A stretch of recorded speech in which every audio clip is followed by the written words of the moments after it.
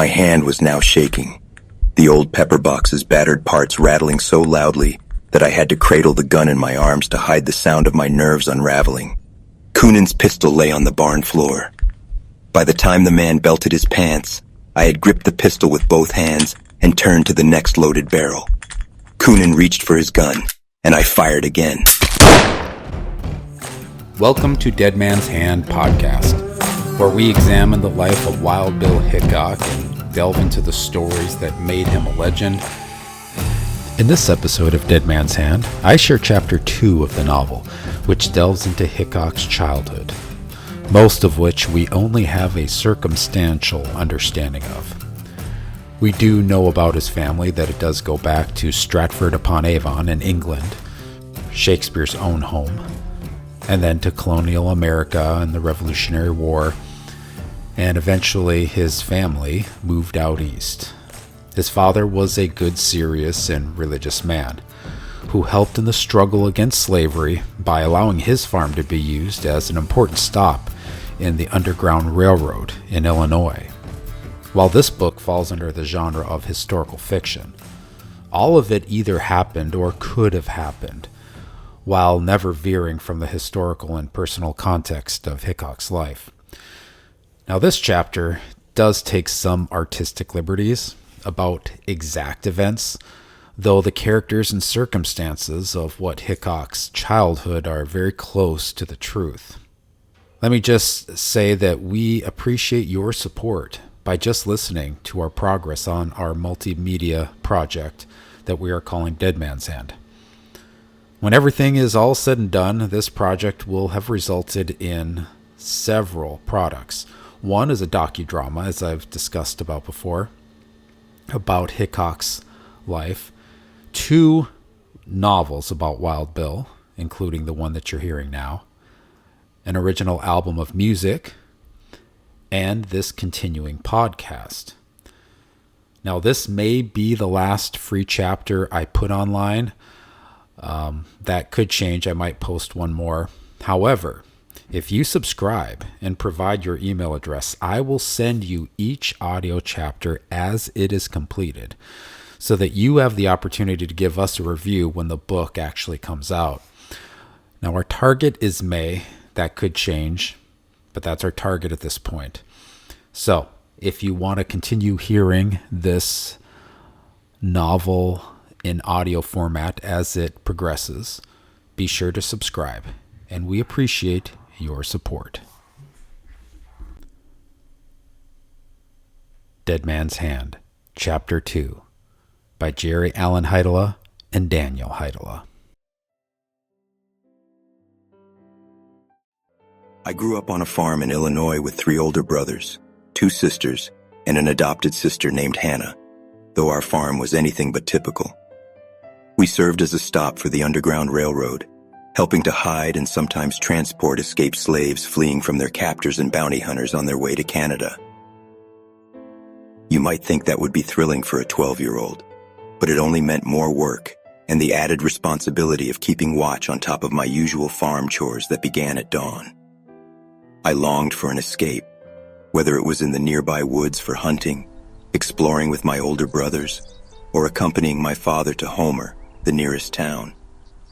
One day, I persisted in asking to join him on his trip, even though my father was reluctant to leave Mom exposed to the threat of bounty hunters. Can I go with you? I pleaded as I watched him prepare his horse. I have money down on that gun.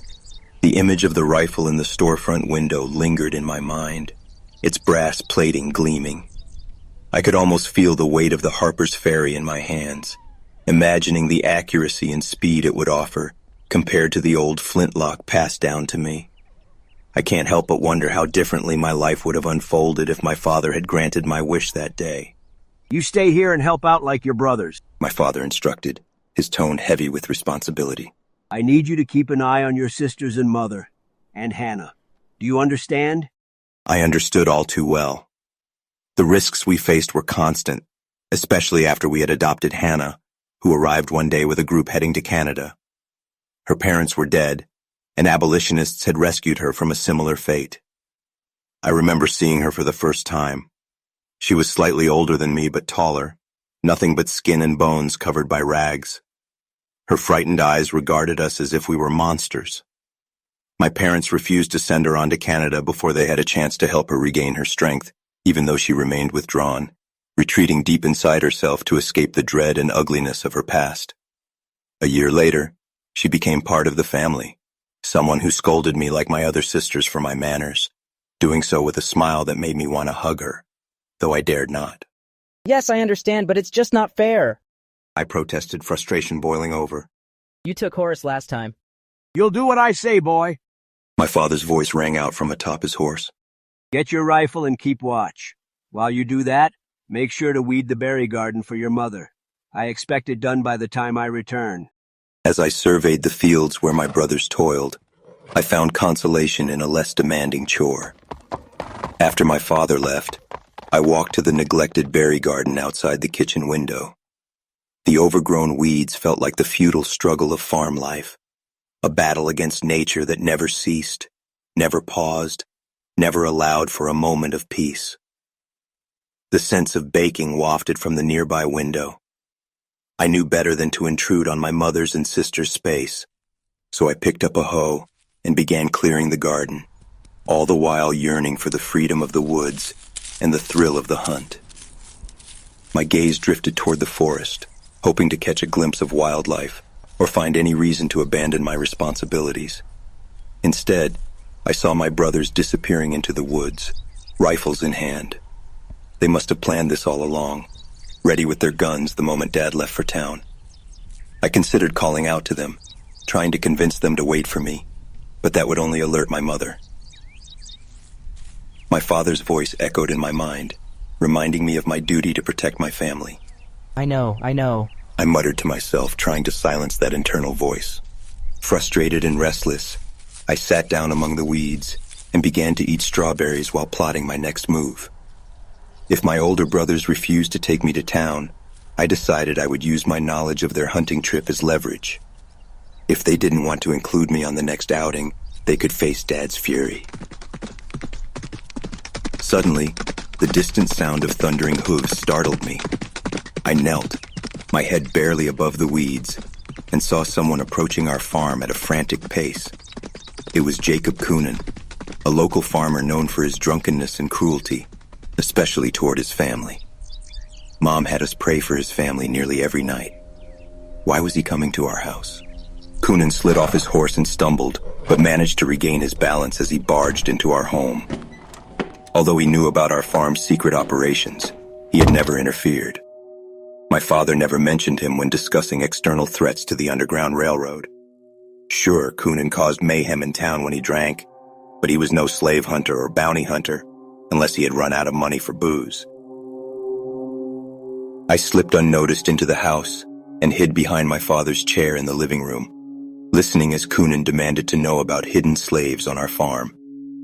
My mother's defiance only seemed to fuel his drunken rage, threatening the fragile peace we had fought so hard to maintain. In that moment, a newfound resolve stirred within me, a determination to stand against injustice and protect my family from harm. Gripping the chair leg tightly, I realized I alone had the power to confront Coonan. He pulled out his pistol. My only chance against the large, drunken man was to get hold of a gun, but my flintlock rifle was in my room on the other side of the kitchen, an impossible distance to cross. My brothers had already taken their guns into the woods, and my father always brought his rifle and pistol into town, leaving only the pepperbox pistol beneath my parents' bedroom as my only hope. She's a pretty little thing, isn't she? Coonan said, lowering his pistol and trying to peek at Hannah, who was cowering behind Mother.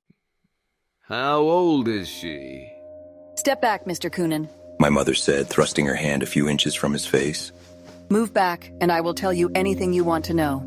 Coonan took a step back, but then had to catch his balance as my mother turned, wrapping her arm around Hannah and pulling her upright. She's 14. Close enough to marrying age. Coonan smirked. Hannah, please take your sisters into your room and wait while I get Mr. Coonan something to eat. Coonan didn't wait for her to comply. He seized a loaf of bread cooling on the windowsill and took a bite out of it. Hannah coaxed the girls out from under the table and dashed out of the kitchen before Coonan could react. I'll cut you a deal, He said, shoving the pistol into his belt as he took a seat at the now empty table and took another bite of bread. I'll leave you the little slave girl if you hand over the others you have holed up on your farm. You can search for yourself, My mother yelled. but you'll find nothing but a poor farmer's possessions and a little bit of stored food. It's just me and the kids on this farm right now. You're lying! He shouted, slamming his fist down on the bread. Where's your crawl space? Show it to me. Where's your hiding place? Coonan stood, flipped the table in a rage, and began stomping around the room. I nearly sprang from my hiding spot behind the wall and lunged at him, but I stopped myself, clinging to a sliver of hope. Instead, I ran to my parents' room on the left, praying Coonan didn't notice me. My father had made sure we all had weapons in our rooms in case dangerous men caught us by surprise at night, and to meet up in our parents' room where he had 3 guns and an escape door built into the floor. His third gun was his old pepper box. I assumed he kept the pistol in the space beneath the trap door, but it wasn't there. As I crawled beneath the bed to look, I could hear more dishes shattering in the kitchen and my mother's voice rising in panic. Why wouldn't he leave the gun in an accessible place? I cursed my father as I carefully turned over every item in the small room and opened every drawer, realizing I would have to run to my own room to retrieve my rifle, even if it meant running straight into Coonan. In my frenzied search, I ended up tearing the blanket off my parents' bed. Only then did I notice the butt of a pistol sticking out from under my father's pillow. I had never thought to look there. A shiver ran through me as I considered how close my father had always been to danger. I lifted the pistol and balanced its weight in my hand. It felt so heavy. I had only shot the multi-barreled flintlock a few times, and it was terribly inaccurate beyond 10 yards. Yet any gun felt like an extension of my body, a natural reflex of my hand, fingers, eyes, and thoughts. For me, shooting a gun was like swinging a fist. I rarely missed unless I couldn't see my target, or if circumstances conspired against me, like a misfire or malfunction. You're a dead shot, James. My father would often say, acknowledging my talent during our hunting trips, though he never elaborated, as if he believed God had no righteous purpose for such a skill outside of providing for one's family. But in that moment, I understood why God had made me a good shot, and wondered if this was how David felt about Goliath, that a bigger target only made shooting easier. I heard footsteps thundering through the house and returned to the kitchen, where I found my mother clutching my 2 younger sisters. Where's Hannah? I asked her. He's gone after her, James. He's going to take her. I won't let him! I said, the gun hanging from my hand. Be careful, James. I don't want to lose you too. I dashed outside and caught sight of Hannah fleeing toward the barn, with Coonan limping after her. I raised the gun, pulled back the hammer, and squeezed the trigger.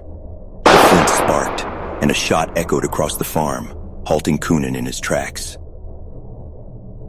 What are you doing, boy? He shouted, pulling out his pistol and firing in my direction. I froze as the bullet struck the ground just a few feet in front of me, sending dust into the air. I didn't want to die, but I wasn't scared. I didn't trust Coonan's skill or state of mind. The only thought that troubled me was the thought of killing a man. My dad frowned upon violence in any form, yet he had told me and my 3 older brothers that there were times when taking up arms against our fellow man was necessary. Your job on this earth is to love God and love man, He would say. But there comes a time when God smites the wicked, and sometimes we are called to be the arm of his justice. I knew I was within God's jurisdiction and would have shot Coonan dead at that moment, but he was still a man. Perhaps he would change his mind, wake up from his drunken haze, and realize the evil he was committing. Hannah had disappeared into the barn, and Coonan paused to catch his breath. Maybe he would just give up. I lowered the gun and waited. James! Cried my mother from the house, holding my flintlock rifle. What was she doing? I knew she couldn't shoot, and she certainly had no business with the flintlock, which only fired 1 out of 3 times. Go and save Hannah. I turned back and saw Coonan run into the barn. My mother's words gave me the courage I needed.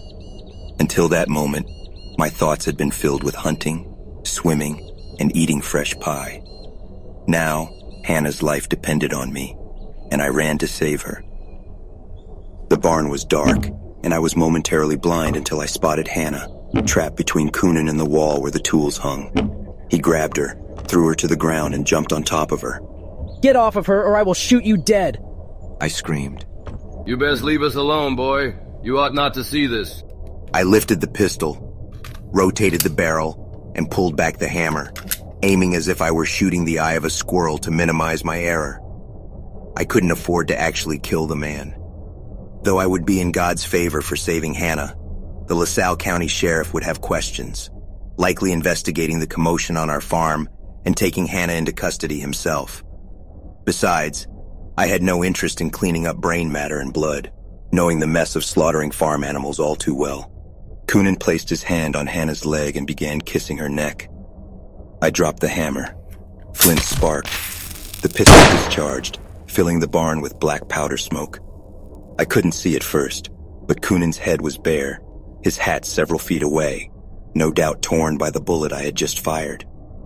Coonan rolled off of Hannah and fell to his knees, gingerly checking his dirty scalp for injury. You almost shot me, you little bastard. He yelled, standing up and pulling up his pants. Run! I yelled to Hannah, who shot up and fled out of the barn. In that moment, something changed within me. I no longer saw Coonan as a man, but as a threat to everything I held dear. I'm gonna beat you, boy. Coonan growled. When I'm done, your own parents won't recognize you. My hand was now shaking, the old pepper box's battered parts rattling so loudly that I had to cradle the gun in my arms to hide the sound of my nerves unraveling. Coonan's pistol lay on the barn floor. By the time the man belted his pants, I had gripped the pistol with both hands and turned to the next loaded barrel. Coonan reached for his gun, and I fired again, this time hitting his weapon and sending it spinning several feet away. Saliva dripped from his beard like a rabid beast as he searched for another weapon to use against me. He settled on a pitchfork, lifting it like a spear. I aimed the barrel and fired again, striking the handle and sending the pitchfork clattering to the wooden floor. Well, ain't those the luckiest shots I ever saw? My nerves returned, and the pistol shook in my hands like a rattler's tail. Coonan stepped slowly toward me, extending his hand as if to catch any bullets that might come his way. A calmness washed over him as he wiped away the sweat and saliva, adjusting his demeanor to that of an authority figure. Listen here, boy, he said. I'm going to let this matter go as long as you throw that pistol down and let me return that slave girl to her master. I won't even tell your old man that you tried to kill me. I can't imagine what he'd do. Coonan was unnervingly calm, as if my trembling limbs had rendered me powerless and no longer a threat. He held no weapon, offering his flesh as a target. I could put a bullet through his heart and contain most of the bleeding inside him, but how could I do such a thing? Coonan was a man created in God's image, born of a mother who loved him. Somewhere, that mother would grieve and kiss his dead cheeks if I pulled the trigger. Give it here, son. He was just 2 steps away from grabbing the barrel when something shifted inside me. As I focused on Coonan's rot-filled pores and creases, I no longer saw a man. I saw an enemy of all former slaves striving for freedom, with only me standing in his way. Lord, let me be the arm of your righteous justice, I prayed. A response overwhelmed me, not in words, but in the strength of my grip, the straightening of my back, and the release of all fear. I turned the barrel once more, pulled back the hammer, removed my left hand, and lifted the pistol sight until it settled between Coonan's furrowed eyes. Coonan seemed to see a change in my posture, or perhaps felt the quake of my shifting spirit. He raised his hands in the air as I put pressure on the trigger, willing to accept any mess or investigation in exchange for ending this man's terror. I could have killed you already, Mr. Coonan. I said. 3 times I could have killed you dead. Now you get off our farm, or I'll send you straight to hell. The words flowed from the heroes of the dime store novels I read, much to my father's dismay. You Hickocks are all crazy. Crazy, stupid bastards. The bounty hunters will know. Every bounty hunter from here to Georgia will come hunting the Hickocks until you're all swinging from ropes. Realizing the shift in power, Coonan stumbled back toward our house where his horse stood, my mother keeping him in the sights of my rifle as he approached. He shouted at her as he mounted his horse and rode away.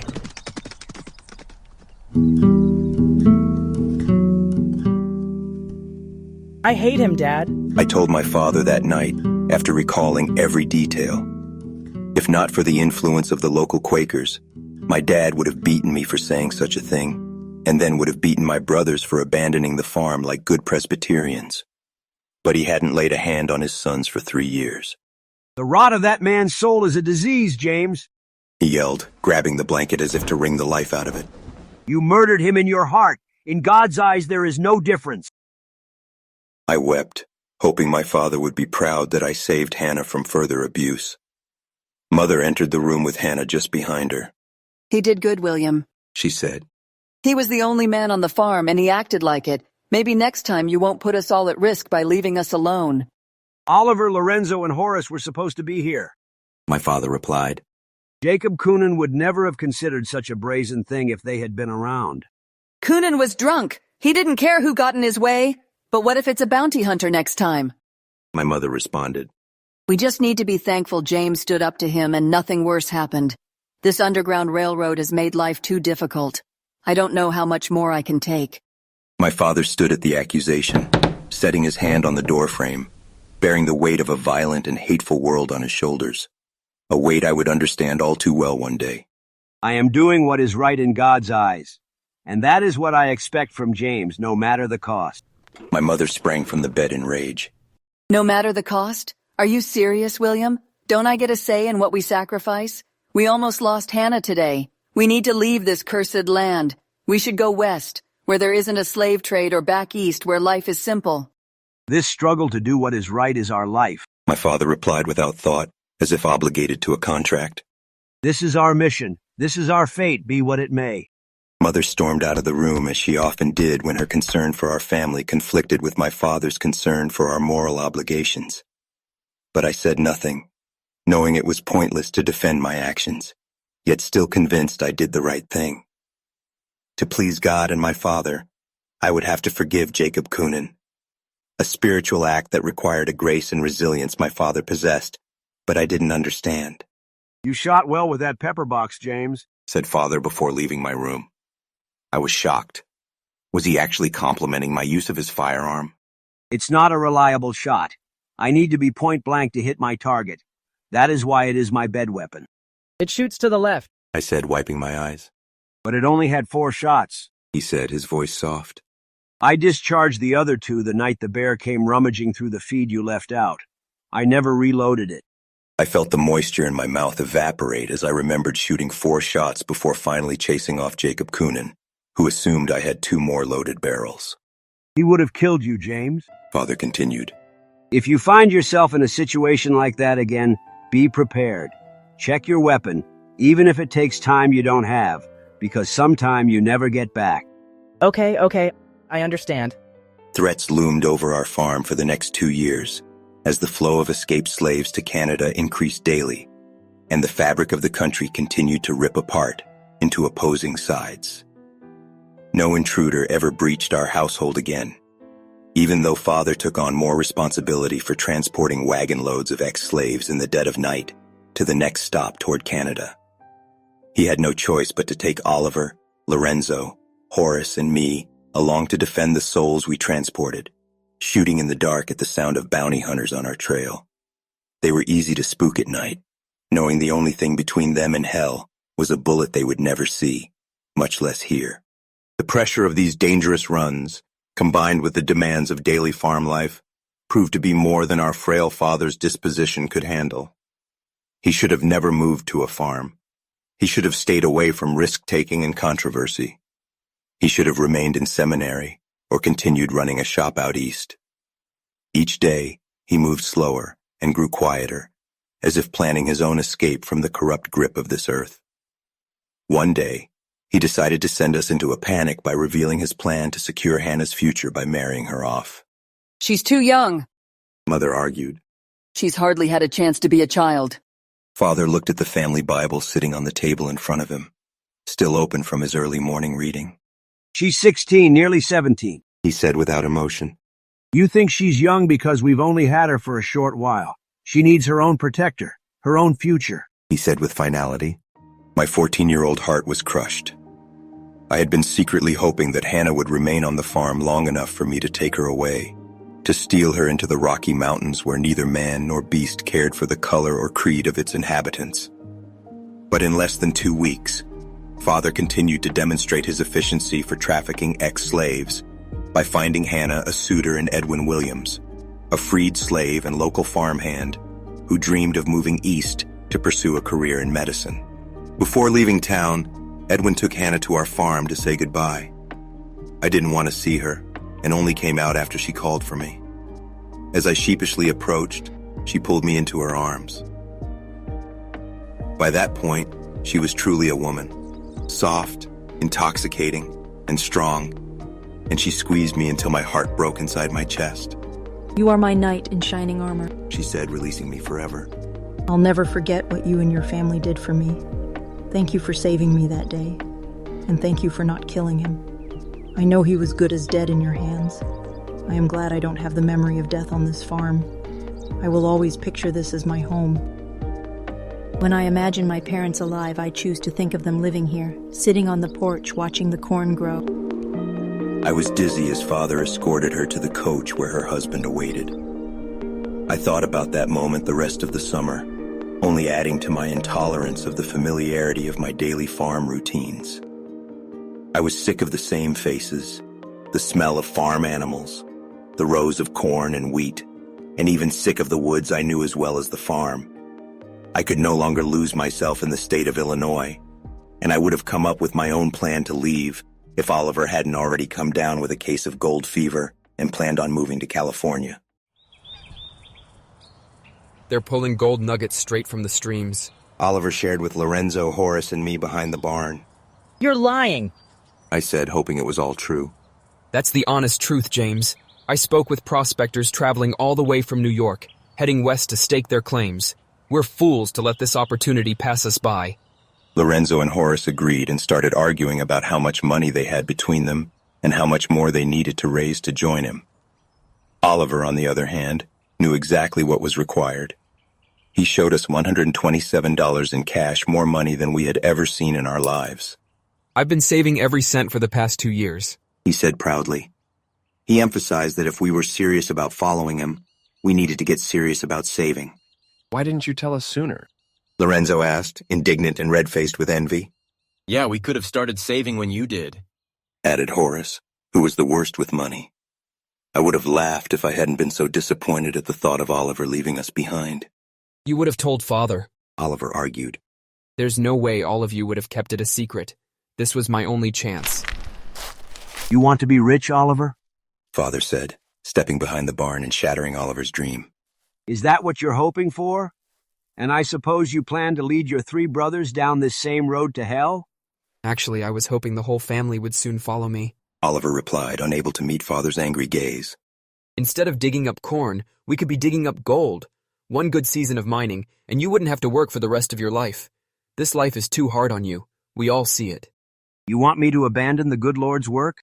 Father said, his voice low and filled with anger. You think I should stop helping men, women, and children escape bondage and slavery for a fool's dream? Father grabbed a handful of dirt from the ground and let it slip through his calloused fingers. When you are dead and buried, gold is no more valuable than the dirt that covers you, and you would sacrifice the treasures of heaven for fleeting pleasures? Is that your plan, Oliver? Stop preaching at me, shouted Oliver. You don't care about anything except God and slaves? What about us? Aren't we supposed to have something besides dirt? That was the last night Oliver spent on our parents' property, even though he promised Lorenzo, Horace, and me that he would return in a year for anyone who wanted to join him. Without Oliver, what hope was there for us? How would I ever leave the farm? How would being a good shot help me? I could outshoot, outrun, outfight, and outsmart any kid in the county, but I was doomed to farming and helping the Underground Railroad until the operation was discovered and we faced the wrath of bounty hunters. I longed to escape this flat land of farmers and evil men and prospect in the golden hills of California or explore the West like Kit Carson and Daniel Boone. 2 months later, Father lay in bed, dying. The illness had come on suddenly, and local Quakers, abolitionists, former slaves, and friends took turns visiting him, telling him what a difference he had made, and praying that he would find the everlasting peace he deserved. But I had no interest in watching my father die. To my teenage mind, I would have preferred that a bounty hunter had shot him dead, rather than endure a public state of deterioration. On the final Sunday of William Hickok's life, a few friends from church came to check on him, hoping he had survived the Sabbath. They wanted to lift his spirits with news of the expanding Underground Railroad and the increasing number of farms and churches joining the cause. They also shared that Jacob Coonan had been kicked in the head by one of his mules, causing him to walk unsteadily. Surprisingly, this incident had made him kinder to his family, easing their burdens, even if he spent most of his days sitting in a rocking chair and sipping tea. He had even started attending church on Sundays. This news brought Father joy, filling him with gratitude for God's grace and forgiveness, despite his frailty and the struggle to speak. I, however, preferred the company of visitors as Father lay dying. It provided a distraction from the breathing corpse in the other room. I let others attend to his frequent requests for water, food, or reading the word aloud. Assuming someone was with Father that Sunday afternoon, I decided to go fishing by myself. I only returned to the house when I heard his weak voice calling out, James! How did Father know it was me? I glanced out the window and saw my sisters reading by the manicured berry garden, which was no thanks to me, and felt compelled to enter my parents' room. Yes? Come here, son. Father's eyes peeked out from the hollows of his skull, and his mouth was open, struggling to form words. He lifted the frail branch of his arm and pointed to the open Bible beside his bed. I picked up the heavy leather-bound book containing God's communion with man and pulled up a chair. It was already open to the book of Daniel, and I read the passage my father had underlined. It pleased Darius to set over the kingdom 120 princes, which should be over the whole kingdom. I glanced at Father, whose eyelids stretched tightly over his bulging eyes like the skins of grapes. He raised and pointed his finger at me to continue. And over these 3 presidents, of whom Daniel was first, that the princes might give accounts unto them, and the king should have no damage. Then this Daniel was preferred above the presidents and princes, because an excellent spirit was in him, and the king thought to set him over the whole realm. I paused to listen for his breath. You are meant to be a prince.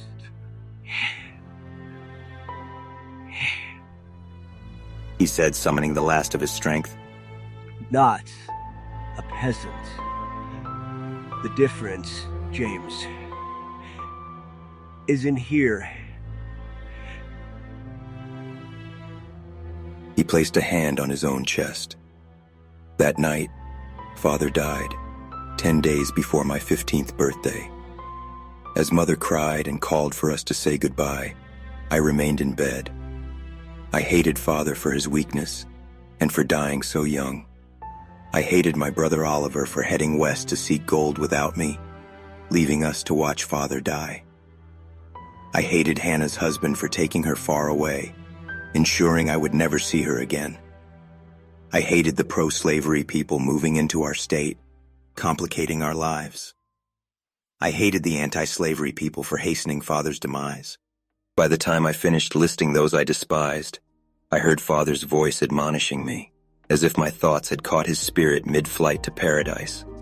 The difference is in here. I know, I replied aloud. I waited for a response, for a sound, for more specific guidance, for Mother to assure me that everything was all right and that Father just needed some rest. But all I heard were the muffled words of Lorenzo, comforting Mother from the other room. As I fell asleep, I dreamt that Father handed me the glistening Harper's Ferry rifle from the store. Look at the evil coming, James. He warned. It comes from all around. Can you hide from it?